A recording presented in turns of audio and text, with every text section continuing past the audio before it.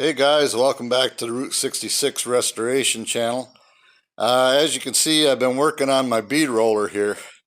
This is the side that I've reinforced, and I put an 1/8 inch plate on here, and then in here I put an 1/8 inch plate, and then it's here is 1 inch square stock 1/8 inch wall tubing, and it's all been welded together.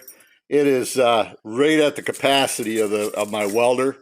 My welder is really not made for really thick stuff, but so I'm going to include a photo here that is how it looked before I welded this exterior plate on.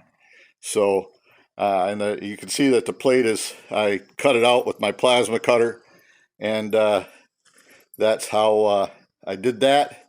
But anyways, it should reinforce it from, the standpoint. Now right here, you can see I haven't yet to cut the welds out. I welded it together to try to keep distortion out of it. So I'm going to do another video. I'll show that picture of the plate. Well, I'll do another part to this video. I'll show the picture of the plate.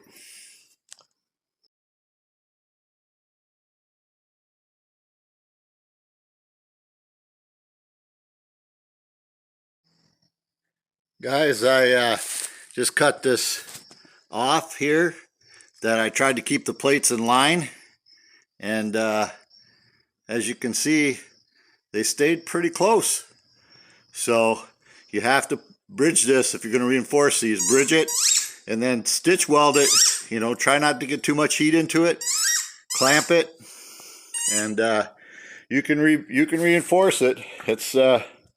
It's a job. I mean, I got a couple days just into messing with this thing, and I don't work like a full day, but I mean a couple days time of working here and there. So, and then I had a bubblegum vending business at one time, and this is a leftover bubblegum stand rack. So I using what I got.